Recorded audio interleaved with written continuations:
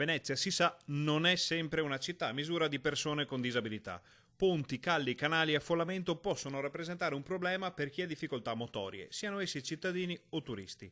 Per questo motivo il PD veneziano ha deciso di formalizzare 2 interrogazioni sul tema dell'accessibilità. Il primo provvedimento riguarda i posti auto per persone con disabilità nel multipiano di Piazzale Roma, dove il numero delle piazzole riservate e prenotabili è troppo esiguo. Quindi chiediamo in primis un implemento della possibilità di prenotare, quindi da 4 passare almeno a 8-10 posti e poi secondariamente, se fosse possibile, in generale aumentare i posti riservati ai disabili. Il PD chiede poi l'istituzione di una commissione di amministratori e rappresentanti delle associazioni che si occupi di valutare le singole opere di abbattimento delle barriere architettoniche.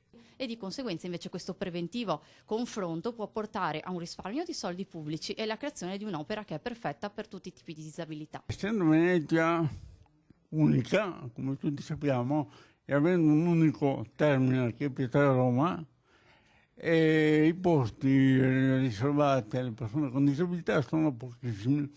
Su questo tema a Venezia c'è ancora tanta strada da fare, ma a volte basta conoscere la città per ridurre i disagi al minimo. Venezia chiaramente è notoria per la presenza di barriere, eccetera, anche se noi delle associazioni diciamo sempre che conoscendola ha meno barriere di quanto si possa credere, ma da conoscerla però e studiarla. E il deputato del PD Nicola Pellicani annuncia un atto ispettivo in Parlamento sul delicato tema dell'accessibilità di Venezia. Il tema sarà affrontato anche in Parlamento perché presenterò un atto ispettivo anche al ministro Bonisoli per capire cosa intende fare, perché Venezia non è un problemino solo locale, Venezia è una città internazionale e se arrivano persone, turisti non solo da tutto il mondo, bisogna che sia più accessibile.